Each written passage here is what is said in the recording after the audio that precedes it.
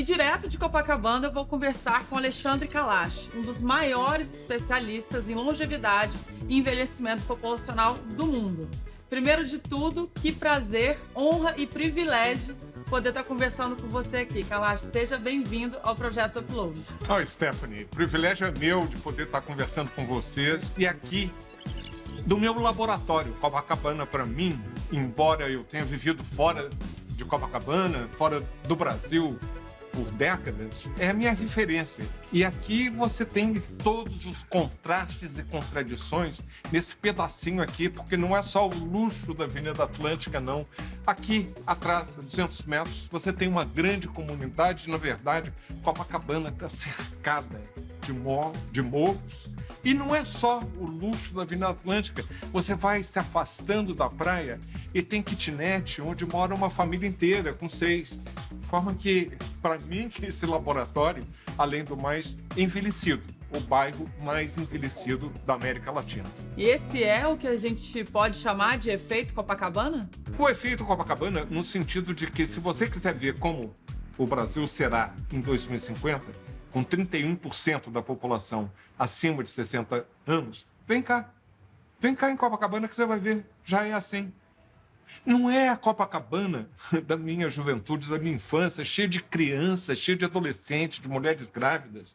Você olha hoje para Copacabana, vai dar uma volta no calçadão, tá cheio de velhinhos e velhinhas. Não, não é velhinho e velhinha, não. Tá cheio de pessoas idosas como eu, de velho. Eu não tenho o menor pudor de dizer, olha aqui, ó, eu sou velho. E estou morando em Copacabana, aliás, no edifício onde eu nasci. Eu queria voltar a essas raízes e poder resgatar essa Copacabana do passado, que eu tenho ainda na minha memória. Isso tudo aconteceu no meu tempo de vida. E, Stephanie, olha bem para mim, eu nasci com uma expectativa de vida de 43 anos. Hoje, a expectativa de vida, não fosse a pandemia, já teria chegado a 78. Mas não são 35 anos de velhice, são 35 anos de vida. Fantástico, maravilhoso. E tem gente reclamando. Não reclama, não. Envelhecer é bom, morrer cedo é que não presta. Mas qual que você enxerga que é o maior desafio aí, até em termos não só de pessoas, mas de país, se a gente pensar de que daqui a alguns anos nós vamos ser o 6º país mais velho do mundo? O desafio é imenso. Os últimos 100 anos tiveram como uma grande conquista social poder envelhecer. E eu sou o retrato disso, um exemplo gráfico. De 43 anos de expectativa de vida, eu sobrei. Mas a maioria da minha geração, ó, já foi há muito tempo. Então, você primeiro teve a conquista da revolução da longevidade, que era poder envelhecer. Em 1900, a expectativa de vida mais alta do mundo era na Alemanha, 46 anos. Não tem nenhum país do mundo com uma expectativa de vida tão baixa quanto a mais alta do mundo em 1900. Legal. Grande conquista social, caracterizou o século XX. O século XXI vai ser caracterizado pela nossa capacidade de desenvolver políticas adequadas para assegurar qualidade de vida para essa moçada toda que está envelhecendo. Não é para mim não, Stephanie. Daqui a pouco eu também vou. Eu estou querendo deixar um legado, eu estou querendo fazer com que as pessoas possam viver com qualidade, porque a gente vai dar um salto extraordinário de 33 milhões de pessoas com 60 a mais hoje para daqui a 28 anos. Nem 30. Em 2050, 68 milhões. Nós vamos passar de em torno de 15% hoje para 31%. Sabe o que é 31%? Era o país, em 2015, mais envelhecido do mundo. O Japão, todo mundo sabe disso. Olha só, o Brasil vai ser um grande Japão daqui a menos de 3 décadas. Aí soma. Se você tem 30, daqui a 30, você vai ser uma pessoa idosa. Então a gente tem que preparar as políticas e se preparar individualmente para que a velhice seja um tempo bom de ser vivido. Para que essa longevidade que a gente já conquistou não seja um fardo para você e para a sociedade. E nós estamos na contramão, porque os países que já envelheceram, primeiro enriqueceram para depois envelhecerem. Nós estamos envelhecendo na pobreza, e não é só. uma tremenda desigualdade. Você acha que a gente tem essa consciência já para poder, então, se preparar? Ou a gente ainda precisa trabalhar nessa consciência? Por exemplo, fazendo o que a gente está fazendo aqui. Por exemplo, que a mídia, em geral, fale mais de envelhecimento. E que as pessoas caem na ficha. O velho, meu Deus, isso há 2000 anos, o Cícero já falava, você tem dentro de si o velho de amanhã. Só que o jovem não sabe, ele tem o desafio, ele não sabe se ele vai envelhecer. Nós, os velhos, nós já vencemos essa, a gente já envelheceu, estamos em vantagem.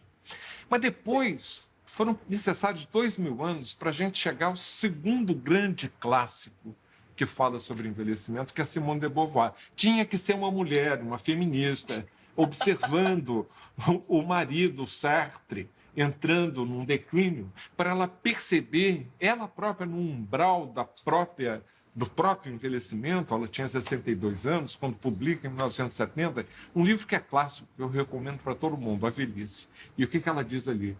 Você tem que fazer o ressignificado das etapas de vida. E não espere fazer aos 76 anos, que é o que eu tenho hoje, o que eu fazia facilmente aos 25. Mas, Stephanie, eu não quero fazer o que eu fazia aos 25 anos. Eu, como médico recém-formado, tinha que dar 3 plantões por semana. Não quero.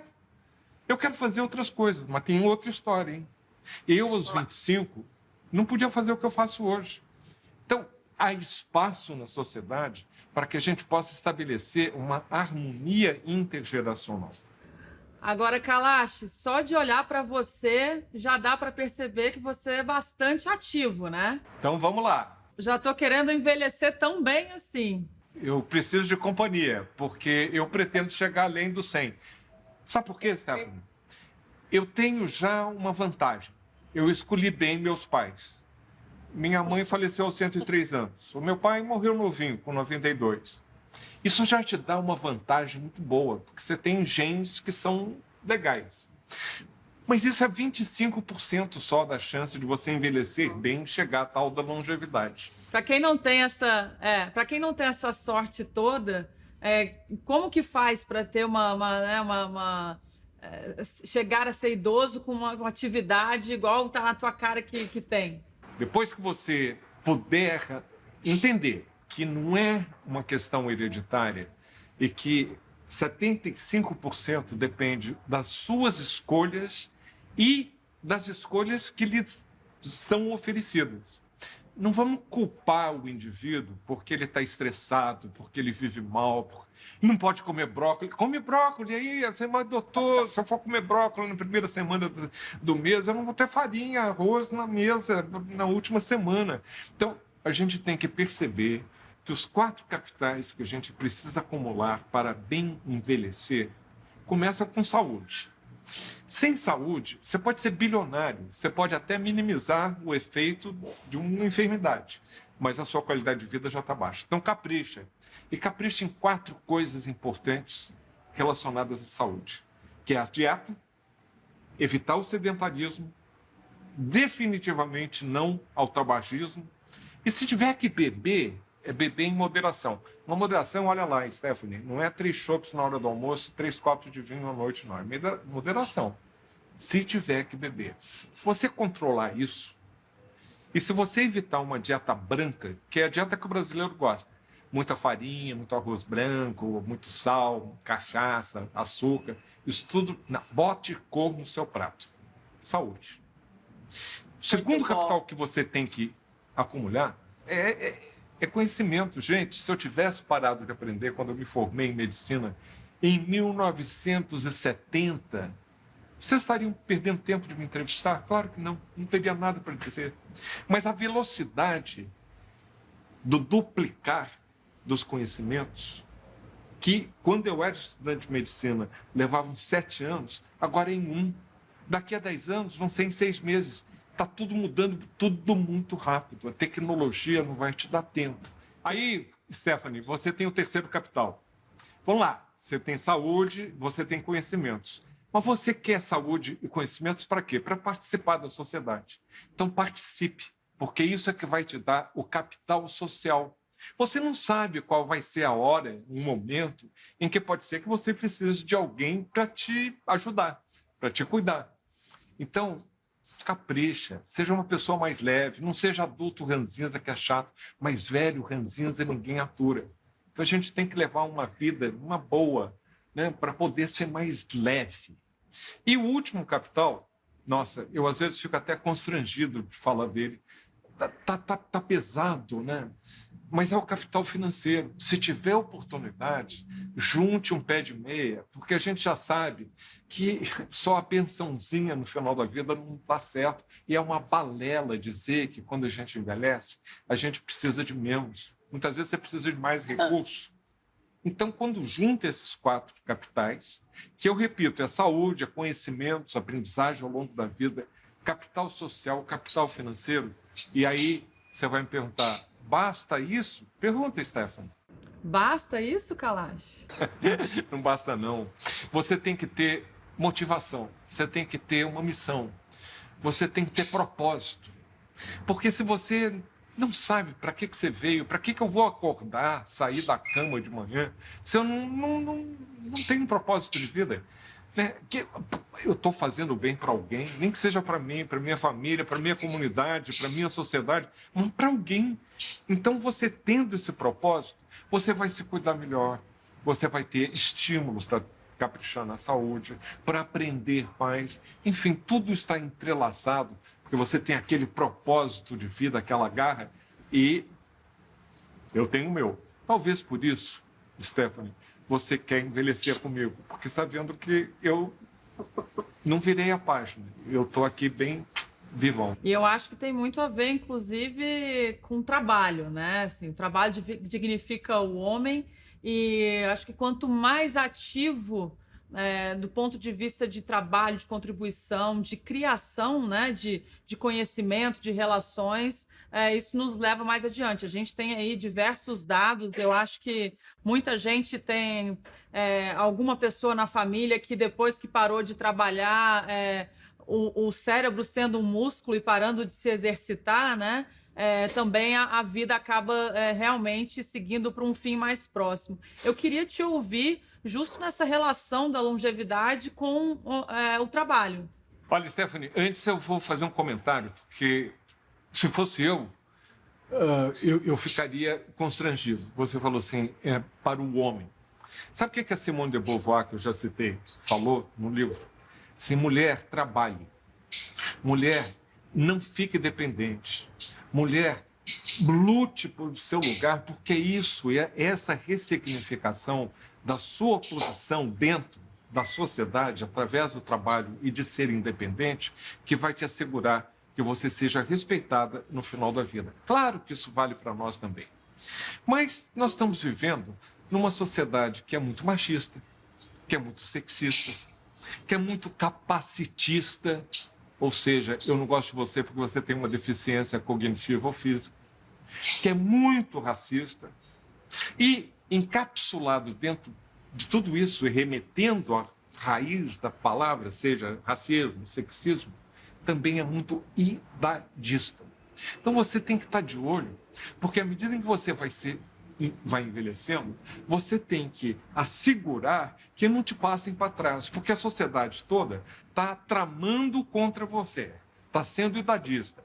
Você é um velho, você é um fardo. E daí, olha só, as mortes por Covid destamparam esse idadismo. As coisas que a gente ouviu de autoridades no Brasil e fora eram incríveis, continuam sendo. Então, a minha vida hoje, além de ser, claro, através do trabalho, propósito que eu tenho o privilégio de gostar daquilo que eu faço e de fazê-lo há 47 anos, quando eu dei o clique que eu queria trabalhar, era sobre envelhecimento.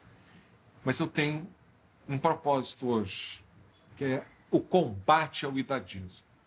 E todos os ismos, Stephanie, eles têm 4 is. Primeiro é a ideologia, eu valho mais do que você, porque eu sou branco, você é negra. Eu sou homem, você é mulher. Eu sou hétero, você é gay. É o ismo, é a ideologia de que eu valho mais do que o outro. E claro, eu sou jovem e você é idoso. Ideologia. O segundo, você operacionaliza, você institucionaliza a ideologia. O terceiro passa a ser no intrapessoal. São aquelas gracinhas, estereótipos, né? Do velho gagá, da mulher que é fraca, né? Do gay que vira a mão. Todas essas gracinhas, que não tem graça nenhuma, a gente tem que combater. E o último é quando o I vira introjetado. Você internaliza, você acaba se achando realmente que você vale menos que o outro. É o triunfo da ideologia da supremacia. É quando os homens ficam satisfeitos porque as mulheres estão subjugadas. É quando acontece do jovem prevalecer. É quando acontece do hétero achar que aquele gay ou lésbica tem que cair fora da frente. Então, o meu propósito hoje é através do trabalho, mas é combatendo todos os tipos de ismos para que a gente possa viver numa sociedade mais justa, que dê mais oportunidade e que tenha mais harmonia intergeracional. Kalash, já que você mencionou a intergeracionalidade, eu queria que você deixasse alguma recomendação para que as duas gerações, né, consigam conviver e construir, mas em harmonia, né? Os jovens no mercado de trabalho, os idosos 50 a mais também no mercado de trabalho. Que recomendação que você deixa? No século passado, quem tinha poder era quem tinha informação na mão. Hoje a informação está na tua mão. Você precisa ter discernimento e imaginação do que fazer com aquele smartphone na tua mão. Ainda mais num país onde as pessoas têm um smartphone na mão e o pé no esgoto, porque 50% da população não tem esgoto sanitário. Essas brechas todas que nos dividem, a tecnologia pode ajudar, mas ela pode também atrapalhar, porque aquele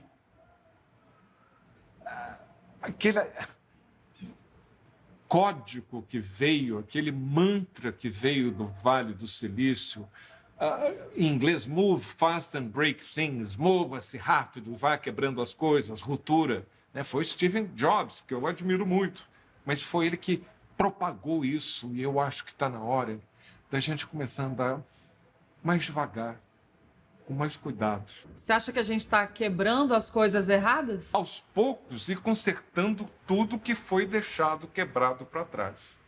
E eu acho que neste ponto é que o idoso, a pessoa idosa, tem muito a trazer de volta. E, Kalash, essa vida mais longa, de certa forma, requer muita resiliência, né?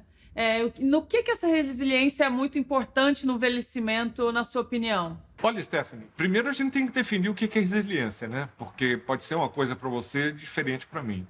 Resiliência é você ter reservas para poder superar as dificuldades que vêm com a vida. A vida deixou de ser aquela corrida de 100 metros que você via aonde que você ia chegar, aquele marco era visível e você vinha com toda a força, com toda a energia para chegar aos 100 metros. Ela passou a ser, essa longa vida, uma maratona.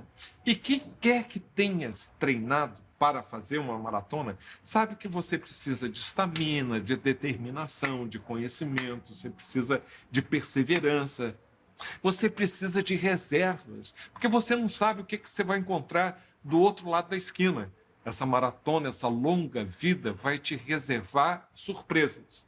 Você tem que acumular as reservas para poder chegar bem ao fim dessa longa vida, dessa maratona. Então, capriche nessas reservas. Eu falei dos 4 capitais, eu falei dos propósitos, mas é você ter essa reserva biológica, cognitiva. Seja mais curioso, exija os seus direitos, fale para o governo do dia que nós precisamos de políticas de Estado para darmos melhores oportunidades para aquele jovem de hoje envelhecer bem. Eu já não estou fazendo isso por alto interesse, não. Eu quero é deixar um legado, eu quero contribuir para que um número maior de pessoas possam ter reservas para poder chegar bem até o 100. E, Kalash, você acha que depois de tantas revoluções que a gente está passando, sendo a última delas aí a revolução digital, né? Você acha que a revolução que a gente deve assumir e enfrentar para a próxima década, para o próximo século, é essa revolução geracional e assumir o envelhecimento como parte da vida realmente, não um pesar? Eu acho que a revolução que nos falta é a revolução da educação. A revolução da educação é aquela que vai permitir as oportunidades que a maioria dos brasileiros jovens não está tendo hoje de se preparar bem para ter um emprego decente, para ter comida na mesa, para diminuir as desigualdades, porque o que nós estamos fazendo é permitir que este país, que, por exemplo, é o primeiro ou segundo produtor de alimentos do mundo, permite que 56% da sua população tenha insegurança alimentar e 20 milhões, região toda metropolitana de São Paulo, passe fome, nem almoça, nem janta. A gente precisa fazer uma revolução da educação para que desde cedo essas crianças que têm 2, 3 anos possam superar as dificuldades que seus pais que têm um nível educacional baixo. Porque o nosso ensino público é o que vai poder, como para a saúde, o SUS, é o ensino público que vai permitir que a gente possa chegar no final deste século mais competitivo, mais produtivo, e que este país, que vive pensando que é o país do futuro, possa um dia chegar lá. Revolução primeira é da educação. Se ela for feita, a revolução da longevidade vai dar certo. E a gente vai encontrar essas gerações e viver em mais harmonia. E aí ela virá naturalmente, né? Não é natural. Naturalmente nada é feito, sabe? Eu acho que tudo na vida depende do esforço. Essa revolução da educação, ela vai precisar deste esforço por desenho, por determinação. O que a gente não pode é voltar atrás. Stephanie, infelizmente, o Clube dos Países Ricos, o OECD, né, que o Brasil espera e aspira a entrar, ele fez um estudo recentemente e de 50 países, o Brasil ocupava o número 49 em termos de rendimento escolar. O Brasil é um país que hoje tem 1% mais rico, detendo 49,6% do PIB nacional, para não dizer que é a metade. Os outros 99% que se contentem com a outra metade. Mas os 25% mais pobres ficam com 3%. Isso não vai dar certo nunca, porque a desigualdade é ruim para todos. E através da educação é que a gente vai poder superar. Porque, olha isso, nós temos uma taxa de fecundidade, ou seja, o número médio de filhos que uma mulher tem no final da sua vida reprodutiva, a base da pirâmide, que é o que dá velocidade ao envelhecimento. Não é só ter mais gente velha, não. Cada vez tem menos gente jovem. Há mais de 20 anos, ela está abaixo da reposição. Ou seja, as mulheres não estão tendo 2 filhos. Se um casal não tem 2 filhos, ele não vai se repor. Mas quem está tendo filho, 3 vezes mais na média do que as outras, são as mulheres que têm nível educacional baixo, que é o melhor indicador socioeconômico. Então, o que a gente está fazendo? A gente está permitindo que o Brasil vá pelo caminho errado. Que ele envelheça com jovens pouco produtivos, que não estão aprendendo porque o ensino público, porque essas mulheres, Stephanie, não tem dinheirinho para pagar aula de inglês particular, nem para mandar filho aprender tênis, nem muito menos fazer mestrado em Miami. Dependem exclusivamente do ensino público, como os velhos de hoje, da minha geração, dependem, 84% deles, única e exclusivamente do SUS. Nós temos que reforçar esses 2 pilares fundamentais, educação, e que seja continuada ao longo da vida, e a saúde, lembrando sempre que saúde é criada no contexto do dia a dia, onde você mora, onde você trabalha, como você se locomove, que tipo de transporte que você tem, como é que você se entretém, qual é o seu lazer, como é que você ama. Isso é que cria saúde. Kalash, um privilégio, como eu disse, ter você com a gente aqui no programa. Eu morei no Rio de Janeiro a minha vida inteira, mas eu vou garantir que a próxima vez que eu for, eu vá a Copacabana para te encontrar. Encontro marcado daquelas crônicas boas quando eu era jovem do Rubem Braga, lembra? É um encontro marcado. Estou te esperando, ok? Um beijo. Então, fechado. Um beijo. Tchau, tchau.